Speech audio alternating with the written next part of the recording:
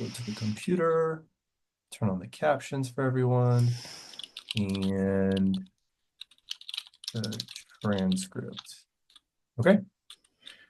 So everyone who is watching this later on, welcome. This is the week 29 grading structures intro, or week 29 grading structures.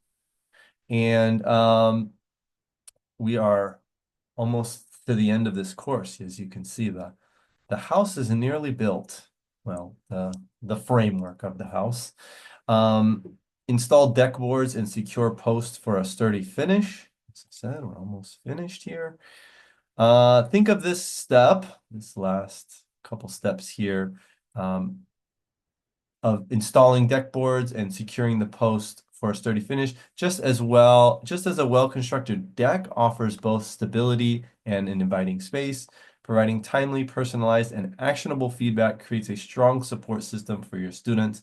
By using clear rubrics and other feedback tools, you help learners understand not only where they stand, but also how they can keep improving. So rubrics, we talked about them a bit before and throughout this last section of the Washington Course Design Checklist.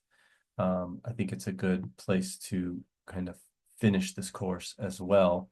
Our objective is to establish clear and consistent process for delivering feedback in a timely, specific, and motivational manner, giving students both the structure and the insight they need to refine their work.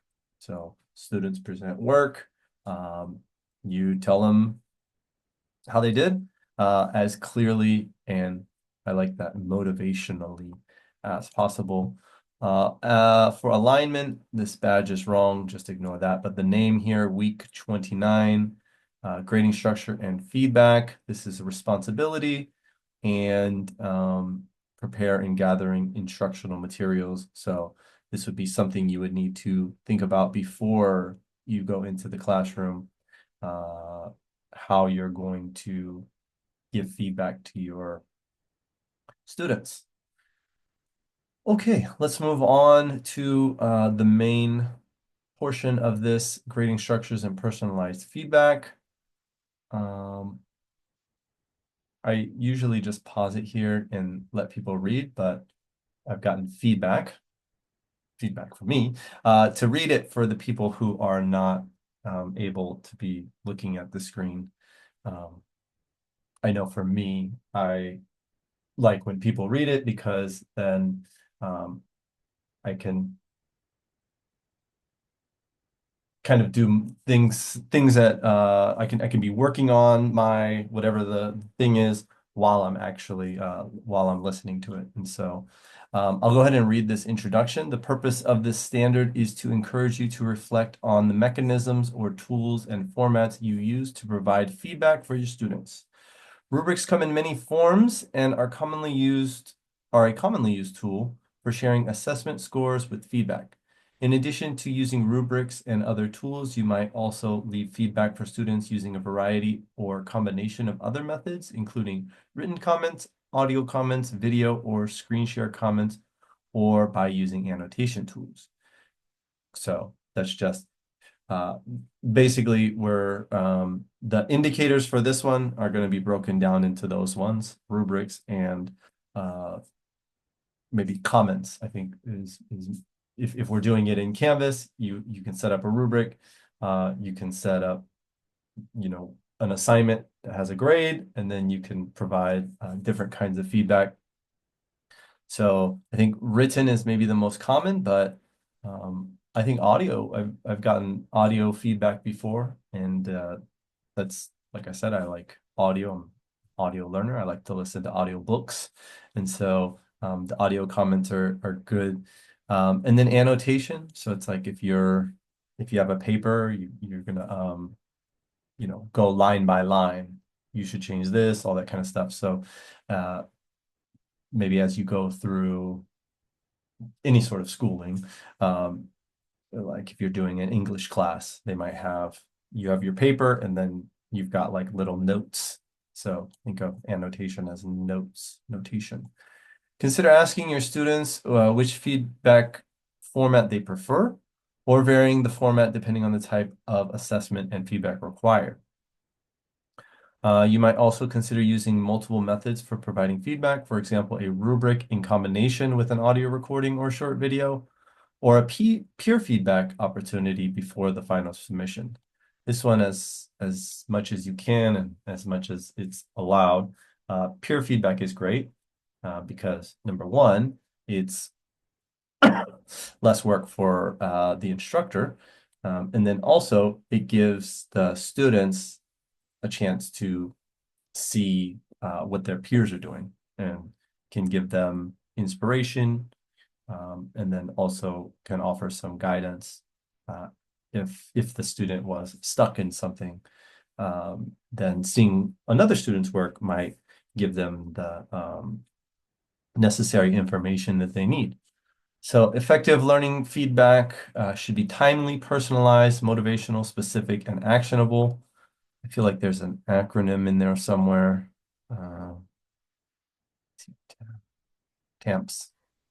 Yeah, it's like it's trying to be a SMART goal, Right? only it's not quite there. It's it's it's that's what I was exactly thinking as I was looking at it because yeah, timely is part of a SMART, Yeah. specific, actionable. Hmm. It's just swapping with personalized and motivational. However, the most effective feedback is feedback that students understand how to apply. So be sure to use encouraging and clear language that communicates concrete ideas for how the student can improve their work and to provide guidance for your students as to how to find and use your feedback. You might also consider building reflection into your assessment process where students submit revisions based on the feedback they receive along with a short paragraph of what they learned and why they made the changes that you did. This is big. I like to try to include reflections as much as possible. I feel like this course was kind of designed that way. Like you can do your whatever changes you're going to make to your course. Um, Also adding another little snippet about why you made those changes and how you foresee them improving your course in the future. The process of reflecting on one's work and any mistakes made will help your students assess their progress and think about their strategies. So it's kind of that metacognition, thinking about the learning, which I think is great these days, especially with the advent of AI, where you're kind of just some students are giving the AI the assignments to have it do the whole thing for them. Um, if you have a reflection piece in there, then, um, well, I don't know. I guess you would want them to make a reflection on their learning, but if they're going to be using AI to do all the work, you can also have the AI do the reflection for you. So, um, for those that aren't aware of that, that is something that is being done. Um, so let's look at an example of a fictional student here, just to show or to illustrate why it's important to have this feedback that's timely, personalized, motivational, specific, and actionable. It's been 3 weeks, and Danan is still waiting for feedback on a recently submitted assignment draft. 3 weeks later on draft. Having no idea when the instructor will return feedback makes Danan feel anxious. Danan wonders if the rough draft submission will be returned soon enough to make the revisions before the final submissions are due.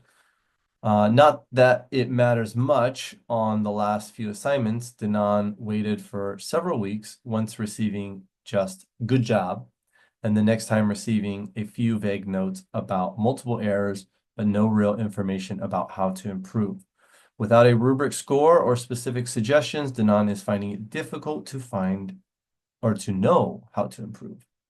So we are the knowledge experts. We are the teachers of the subjects, and the students try their best. Hopefully, they try their best and submit work, um, but they don't know. if it's good or not, right? Like they're doing their best job based on the information that they've been given.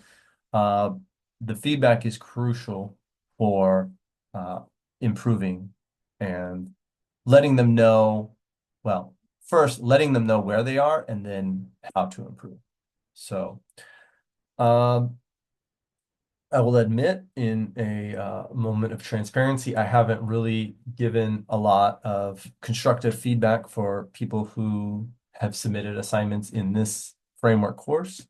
I do go through them and look at them carefully, but this is pretty big class with a lot of students. So, in addition to my normal workload, um, providing that kind of feedback. I was doing it a lot at the beginning with the assistance of ChatGPT, well, I was giving my thoughts on it and then kind of having Chat put it into a more, I guess, clear or more thorough um, feedback format, but that was not sustainable for me.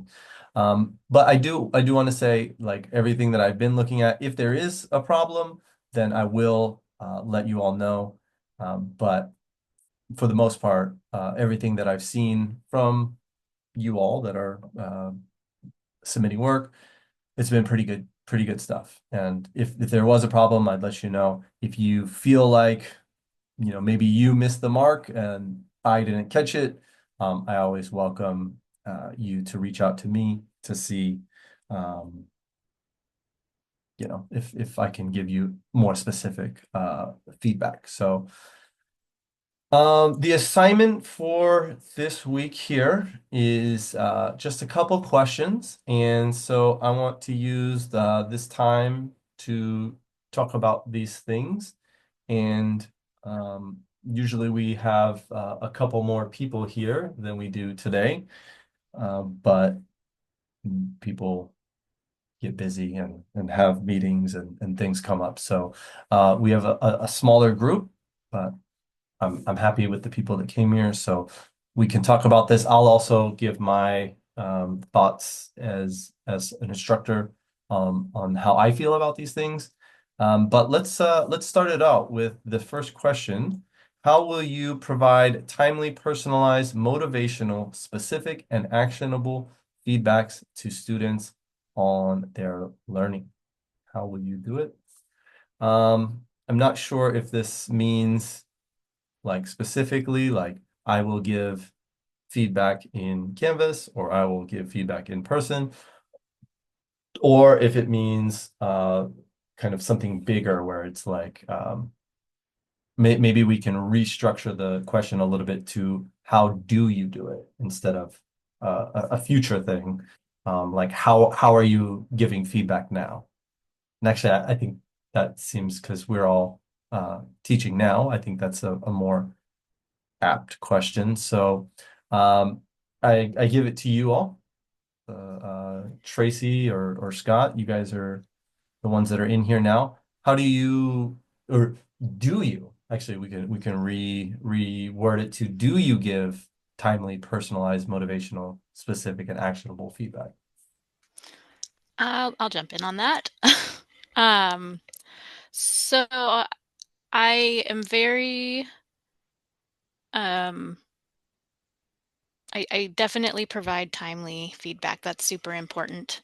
I know, I mean, when I have been a student, I actually that little thing about like why it matters to students. When I was doing my master's program, one of my instructors was having health problems, and that was the situation. Like the health problems were preventing the instructor from providing timely feedback. And I mean, my classmates and I talked about how we struggled not knowing until the very, very end how we had done. I mean, not commenting on drafts, all that stuff. Like that was, I just like, oh my Mm, gosh, that is me. That happened. And I know, I mean, so, and just like people have meetings, people have things come up that really, I think, do prevent them from sometimes being the best instructor they could be or even want to be. mm, But I know for me that I always try to grade things in a time frame that is reasonable. So Mm, Mondays tend to be my grading day. right. Um, so right now, at least, I don't feel that I'm doing a great job with the personalized, motivational, or specific. Well, I think I'm specific enough. But one of the things that I'm um, in trying to incorporate more of, including, I mean, starting this quarter, because my students are doing on campus simulated rotations, Hmm. is weekly recorded video feedback that is going over their, like, they leave their results. I'm their lab manager. I review their results. And then I'm providing feedback on how they completed that. And so, and those are just checked off, done, not done. They're not Mm, scored in any sort of, because at this point, like, they're practicing being professionals. So there's not a score attached to them. It's just checked off. And so mm, providing that feedback is the only, there's no like, there's no penalty. So that's what they get. It's just like, like, especially I'm thinking, because in the laboratory, documentation is so important. So mm, um, like, I see that you documented this test, and you did it. You used the right units of measure. You used the right formatting for your numbers. I just would suggest including a reference range or something like that. mm, So that's how I'm hoping to do more this quarter. Um, and then I think the motivational, I try to do that in person. There's a lot that can be mhm. conveyed through tone, you Right. know. Yeah. Yeah. I guess yeah, you can't really have that hey, like great job. I mean, a couple well-placed exclamation marks maybe, but you don't want to go too over like Yeah. using I don't know, have you ever used an emoji as a like a I do, thumbs up yes. or Yes, in Canvas, like in the comments I have, yes. yeah. I don't know. I kind of like it. I'll throw an emoji every once in a while. But yeah, there's the I don't know. I feel like your position is much more professional. You would want you want to have a professional like because they're also I don't know. Do you think that they're seeing what you're doing? You're kind of their guide through this, and so I don't know if they're going to be teaching in the future. So I guess it doesn't really matter, but. Yeah, I don't know. We that was a question that Brady Hegman, which is our Canvas admin, was asked me once. It's like, "Oh, do you want to turn on the emoticons or emojis into Canvas?" And I said, "Yeah, turn them on. Well, I think, It's a little bit more fun." yeah, I think one of the things that I have tried to do is make sure that the students know that I am a person. Oh yeah, Um, and because, I mean, like, because I have things happening outside of work also, and that, and just like they bring their stuff to class, I bring mhm, my stuff to class. yeah, And but that also, like, I'm a 38-year-old female millennial, I use emojis. It's just my cultural reference. wow, yeah. Sure, yeah, I'm saying wow. I didn't know that you and I are the same age. Oh, are we? Okay, I perceived that we were probably, Of in the that. same generation at Yeah. least. Yeah. So yeah, that's true. That's true. I think it does and that's another thing when you're instructing is establishing that rapport. And if that's one way that you can connect with other people, then I think it's powerful. So okay, so timely. So I also agree. I think timely is maybe the most important because the students they submit it and then you see it you see them or I'd like to imagine them kind of every day going in to see, oh, is my grade there? When I take classes, I'm like, okay, is my grade there? I want to see how I did because it's doing assignments, you're it's a little bit of a vulnerable thing to try to show that you understand something, especially if it goes the other way and it looks like you don't understand it, then that's something you want to know too. And so um, personalized, yeah, that's that it takes a lot of time. That's the thing about feedback is it does take time. Uh, it, in addition to teaching and preparing and all the other things, I think grading is maybe the instructor's like just because it is so time consuming. A lot of instructors might not want to put all that extra time in there, but for the students, I feel like it does mean a lot. Um, Specific, I think, can be done in like a rubric, right? Like the depending on how specific your rubric is. Um, that one's very nice for the students because that goes into transparency in teaching, in learning and teaching, which is something that we talked about in this course earlier. Um, Having the students know what to expect and uh, what they will be graded on is really powerful because um, that's kind of their roadmap or their guide. They want to make sure they're hitting all those points. And so if they're not, then if the rubric says, do this thing and they don't do that thing, then they can look at that rubric and say, okay, I can see I didn't do this, so now they can go back and do that thing. And if you wanted to talk about uh, that now, Tracy, based on our conversation from last week's framework course, you sent me a rubric that you were working on or were asking for some feedback on, Mm-hmm. which is super meta. Uh, Feedback on a rubric. Um, but yeah, so what did you think about the suggestions that I provided you?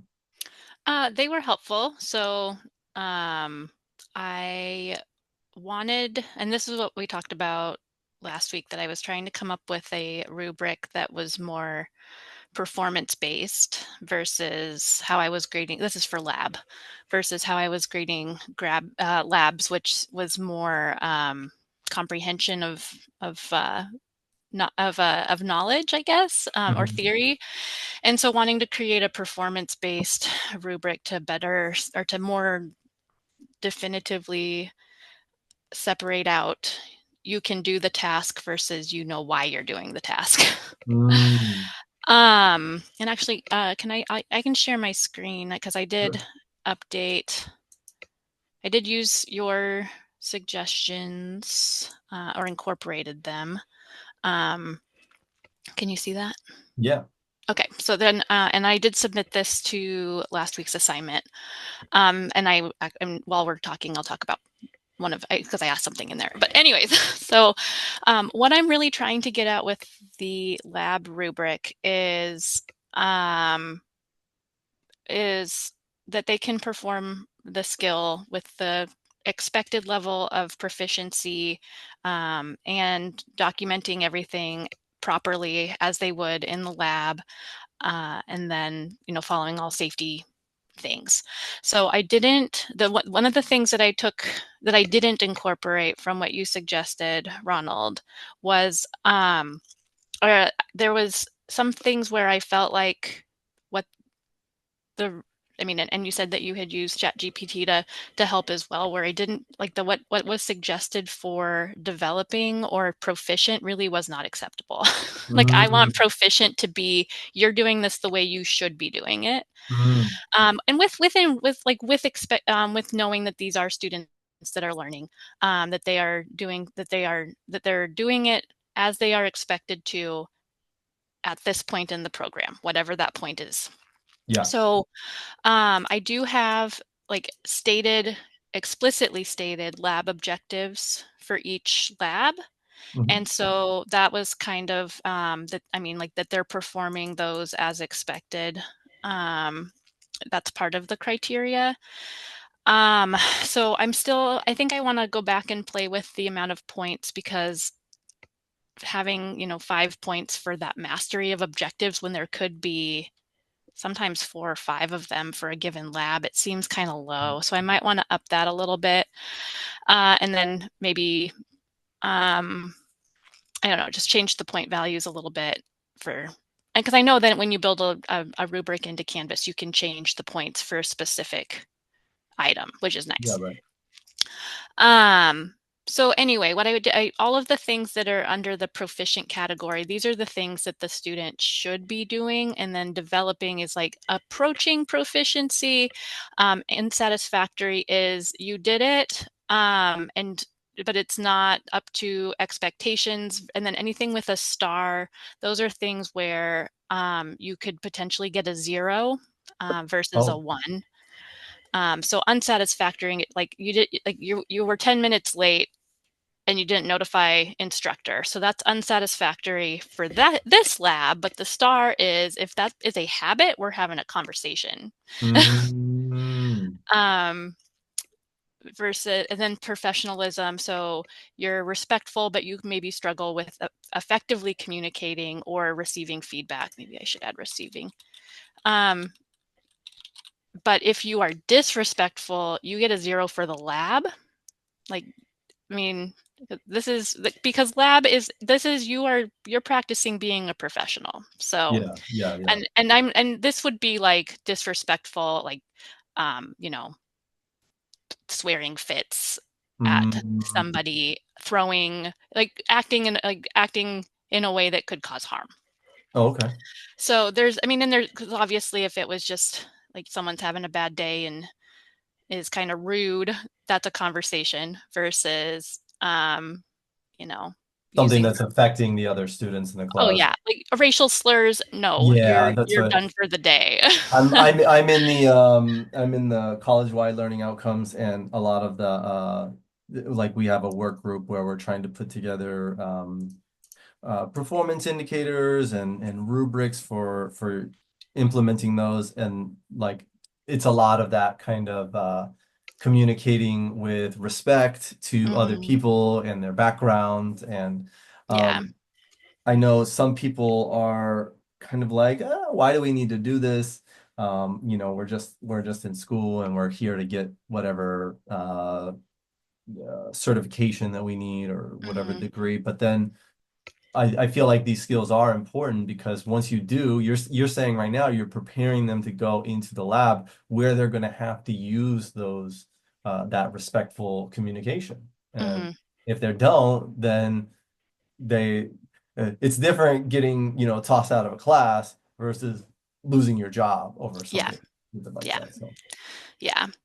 And then this star down here for documentation and data entry, the notes and further down just explain that there's a difference between like learning how to properly record results versus making up the results that you obtained, mm, which is I mean, they're not recorded properly because you made them up. That's yeah, different. right.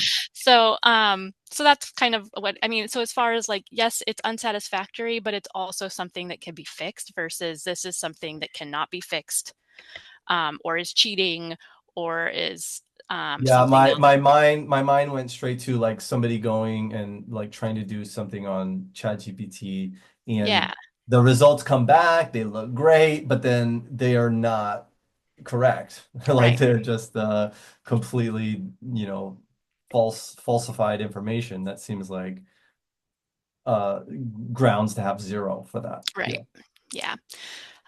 So then I had this excellent category, and I only have 2 spots for that. And my original thought process, and it was just me kind of, and I've thought about it since then, and I'm actually going to delete it because I wanted to give an opportunity for people who are demonstrating exceptional professionalism. And I've seen that with my class where I mean, there's a couple of students that have gone out of their way to help somebody else or to make sure, I mean, to like de-escalate a situation if somebody's getting frustrated or that kind of thing.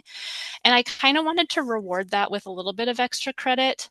Hmm. And then also with the objective mastery, thinking maybe about giving some extra credit to a student who is performing beyond expected skill level. And what I ultimately have decided is to not do either of those things because I felt like, I mean, my classes, my students, I have a 20, like I have a 19 or a 20-year-old, I'm like super young student, all the way up into, I have students in their 40s.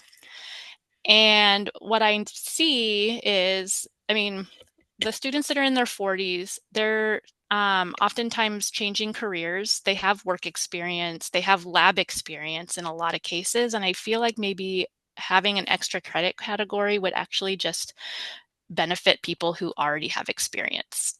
And I don't want to do that. Mm. So I think I'm actually going to back off on that and just be like, proficient is, that's proficient is good enough.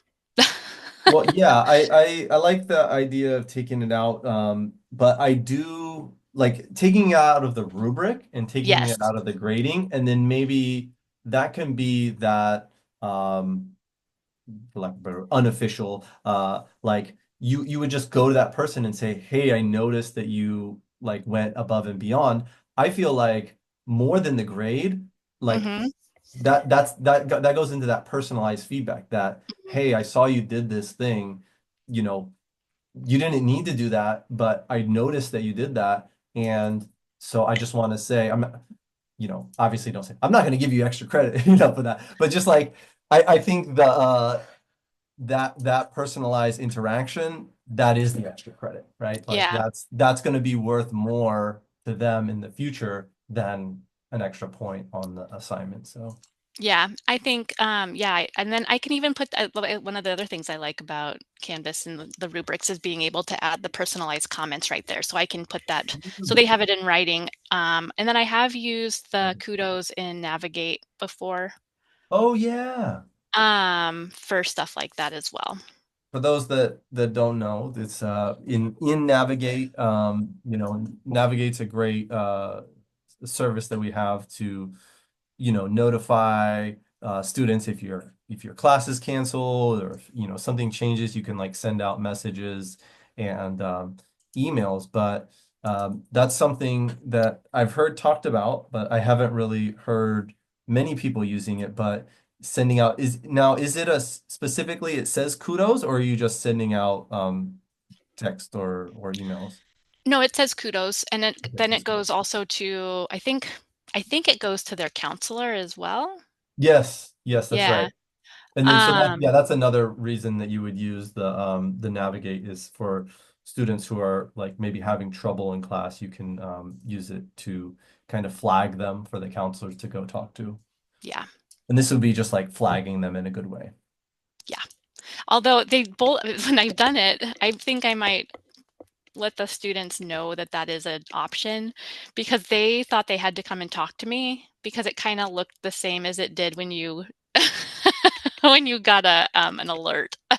I can't remember who the instructor was, and I won't put him on blast, but I feel like they were trying to do something similar where they were trying to give out kudos, but then it ended up like giving kudos to everybody, which, like, I mean, it's a tricky system to figure out on top of all the other systems that we have, but like, what? Or they like, I don't know if it was kudos or they were trying to issue an alert or something, and then like all the students got it and they were all like really worried about it and Um, then they were just like sorry, I made a mistake. But anyways, that's cool that you use that because yeah, that is something that we do have at the college, and we're hoping that more people can get in there and start using it. So yeah. yeah, go ahead.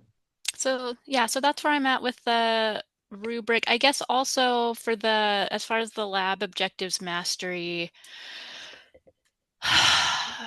um, do you have any suggestions on how I might be able to um incorporate, I mean, for a lab that has 3 objectives versus a lab that has 5 objectives, what thoughts do you have on um I mean, would you vary the points for those types of labs? Like maybe it's 5 points per objective? Oh, yeah. Okay. I get what you're saying. Like, for more objectives, it's going to have more points. It's going to be weighted higher. Yeah, and then even it's like, hey, you actually did really great with pipetting, but you could do better at this other thing. So maybe even then that would be even more personal or more specific, Mm. um, by differentiating like which, or I could put that in as a comment. I wouldn't, because I'm trying to make it easy for me too. Yeah, yeah. But maybe if it was like 5 points per objective. Mm. I like that idea. The more objectives they're hitting, the more the points can be awarded. Um, I don't know. For me, I'm like super transparent, and I think it's maybe because I played a lot of video games where it's like if I do this thing, I get this, and I it's like very clear, like okay, I would get this. Um, so I might be the wrong person to talk to about points. Because like Well, I'll do my class. I was just setting up points in my class, and I was like, okay, I guess I'll do 100 points for the day because like everybody does, 100 is 100%, and so I'm like, okay, 20 for this, but da-da-da. I like to really get down to the like point. So if you notice the one that I gave you, the feedback, it was like 1 point for this, 1 point for this, and 1 point. So it was like you have, I think, 5, 3, 1, but I was like 1, 2, 3, 4, 5. So it's like mhm, clearly pop, pop, pop, pop, pop. But mhm. it doesn't really matter, I guess, as long as and especially because in Canvas, it's all like it works itself out in the end. Um, like if you have 100 points for the class, it's gonna like doesn't matter, or like if it has 100% for your grades in the class, it doesn't matter like if you give 1,000 points or all that kind of stuff, because in the end, they're just gonna take the total number of points and then whatever the student got out of that total number. So Yeah, I have said to Jason before, and he told me never to say this to the students, but I said everything's made up and the points don't matter. And so 1,000 points. isn't that a quote from something? I That's feel like whose that's, line is it anyway? yeah, everything's made Yeah, up and points don't matter. yeah. So, but I also feel like, okay, so then, I mean, because we did talk last week, I am very interested in alternative grading methods. And so, Mhm. I don't like, I also kind of want to set up myself for moving towards that in the future and not having to redo everything. Mm, And so that's kind of where I'm at with like proficient is good enough. mhm. Everyone, if you're, I mean, and then providing specific feedback about this is where you're doing amazing versus this is where I mean, you're doing fine. Here's an area where you could improve in the Yeah. future versus developing, which is like you're not performing where I expect you to, and you need to do a lot of work. Um, so just, I mean, providing some wiggle room for students who are learning to learn. Yeah. And I think it mentioned it over here where it's like giving students a chance to submit revisions, which Yeah. I'm not sure if it was you who I was talking to, but having assignments where the students submit and then you give them their feedback and then having them able to resubmit based on that feedback. Yeah. Um, I think that's once again, it's a lot of work. But for the students, I think it's gonna be the best for them. So it's Yeah. kind of towing the line and finding that perfect thing that works for you, right? And your workload. You don't want to be like I've heard countless stories of instructors that are up till 3 a.m. grading papers. You don't want to be that person, but then also you don't want to be the person that's just putting the points in there and then not giving any feedback at all. Yeah. Well, and I think, I mean, I would, like I said last week too, I've been doing a lot more professional development on alternative grading strategies. And so that was one of the things too. I mean, I feel like for lab, there's some assignments where revisions would not be appropriate, you know? And especially if you're doing like a summative type thing, where I'm thinking more um, like a practical exam. I do give them Yeah, multiple attempts to do a practical exam, and there's remediation processes where I provide some feedback or whatever. And then I guess that is kind of resubmission, but I also just don't want them to get in the habit of, well, if I mess up, I can resubmit my work when I'm in the job. that's true. So, but I So also, that's another fine line because it's also, yeah, it's like here I'm giving you this chance to practice and mistakes are important. But when it's time to do it, like I'm thinking about if I'm going to be taking an exam to get my certification, either number one, it costs a lot of money. Like it depends on the certification and what you're doing, yeah. of course. But like most of the time, if you're gonna get an actual like exam certification that you can put on your resume that will matter when you're applying for jobs, it's probably gonna cost money. They might not allow you to take it a bunch of times, right? Like or have it spaced out where it's like you can take it this year, but you can't take it again for another year. And so I know test anxiety is a thing, but if you're in a position where that is part of getting the credential, then you do need to, one needs to be this is the one, you're gonna have one chance to do it, and then I'm gonna have to take your grade on that. But then there's also here's the exam. This is more like just trying to figure out where you are now and where like where you're still need to work on it. So Hmm. I Yeah. know I think Kelly was talking about that before, where he was saying that he would give the exam and then he would also give them another chance if they were lacking in some area. So Yeah. I do on like midterm exams, I do have them, and I tell them it's optional, and it is. It's up to them because I also like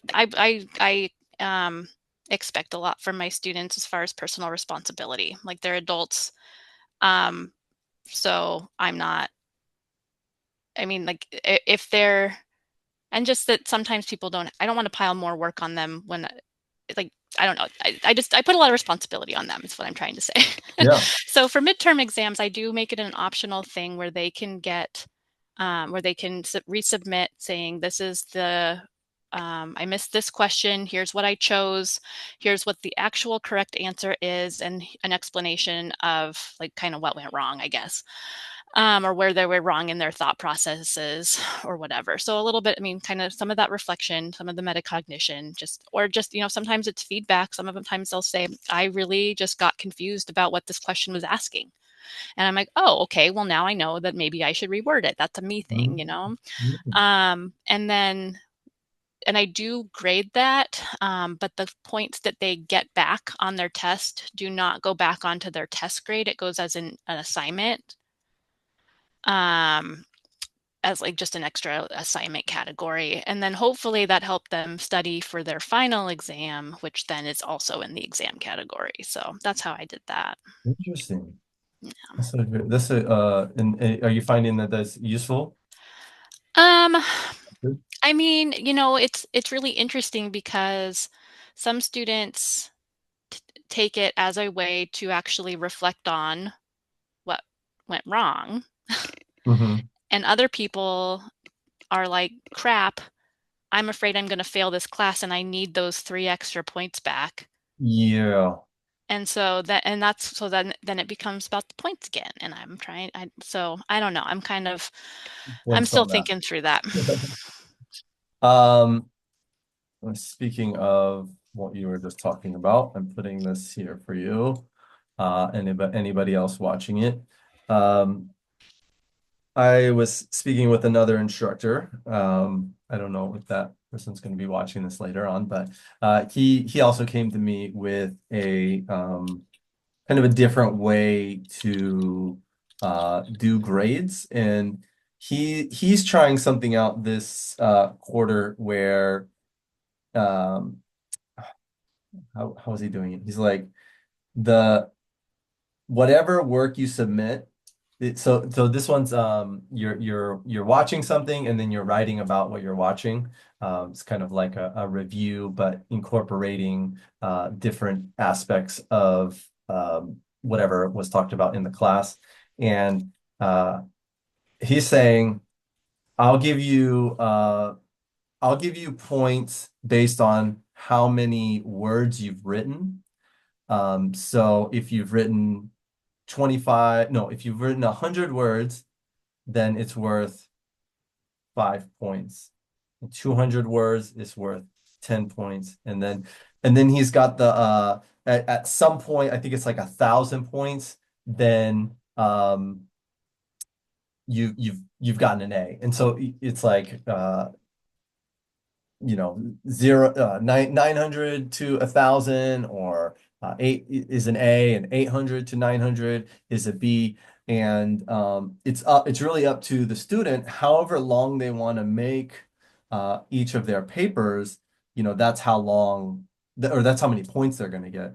And I think I'm getting the point Hmm. values mixed up, but don't focus on the value, but the focus is depending on how much work they put into it. So if they don't put in a lot of work, which I guess is the same in, any subject anywhere, they're not going to get a good grade. But like it, if you're having a topic that you're not that into, you're gonna maybe do a little bit of work. But then if you have something that is much more interesting to you and that you're knowledgeable about, you might do an assignment that has a bunch of words on it. And so he's kind of leaving it up to the students to decide, their own fate for the grades. It's like there's not a specific amount of grade for each assignment. It's like out of the total, and then the students have to decide how much work they want to put into it. That's really interesting. Yeah. Yeah, I'm I I'm mean, interested to see how it turns out, because and I was really worried about especially in the age of AI, where it's like you can have you can have a bunch of words typed out at once, but yeah. he seems to think that that won't happen, and that Yeah. Well, and I actually worked with Jeff Kane about this when I first started 15 months ago. I was going through my predecessor's rubrics and making them fit for something that made sense to me. But one of the things that we talked about was this is a science class. I don't want to penalize students for commonly, like for grammatical errors that are really common that don't impact understanding. mm, Um, and so for any sort of written assignment, I do have a conventions, I guess, or like I mean, grammar under the and conventions category, something like that. But mhm, the criteria is the length. So I have a suggested length. So this should take you based on the requirements of the assignment. I would expect this paper to be between 3 and 5 pages. mm, But you're not going to be penalized if you're able to complete the assignment properly and in less than that, mhm, or you will be penalized if you ramble on for 15 pages and don't answer any questions. yeah, And so I just like, here's your suggested page thing, and then grammar and spelling is you're not it's not affect your grade for that is not affected unless it starts to impact understandability. nice, Yeah. yeah, So, and I've that works never out. taken points off for either of those things. I mean, for the most part, like, um, I can figure out what somebody's trying to say. Yeah, yeah, yeah. Yeah. Okay. Yeah, that's Yeah. a great it's kind of the similar idea there. And you're really just focused on the understanding. It's, sometimes we get trapped in the grades and it's like they did this and this is, but the most important thing is if the students can do what they need to do. Like Hmm. if it's authentic and they're doing if you're assessing them and they are able to do it, then there's multiple ways to do things, and as long as they're able to show the knowledge, I think is the most Yeah. important part. Well, Remember. and I also just don't want people who are um, English language learners to feel like they have to use ChatGPT Hmm. so that they don't miss points because English is not their native language. Right, Like, I right. would rather I can interpret, I can figure out what you're meaning and what you're Well, trying to say. yeah, that's great. So I'm also just kind of trying to uh, dissuade You're trying to use. include, that's really an inclusive practice where Yeah, uh, yeah, making it so that everybody can participate. Doesn't matter their language skill as long as they're able to communicate. So yeah, I like it. I think that you are doing a great job on a lot of these fronts, and so I hope everybody else watching is taking notes. And if you're also doing the same things, then great job to you as well. All right, so there's a couple more questions here, but I think I'm just gonna leave those for you all to look at and write about on your own. There's a couple of references here. I talked about tilt, and so here's that link to tilt again. This one here it's a standard, not an indicator. This is the standard 3.4. We're gonna do one more class. Actually, we're gonna do two more. We're gonna do one more to finish off week 30. So we'll do that one next week. But then we also haven't done week 23. And so, oh, do I not have this on here yet? I thought I made this, but I'll go in and make sure that week 23 is ready for everyone so that people can finish up this course. Um, Thank you, Tracy. I know uh it's better when you have more people and we can hear from everybody's perspective, but I think it was nice to hear from yours today. yeah. Well, if anyone listening to the recording wants to give me feedback on my rubric, Yeah, please email me.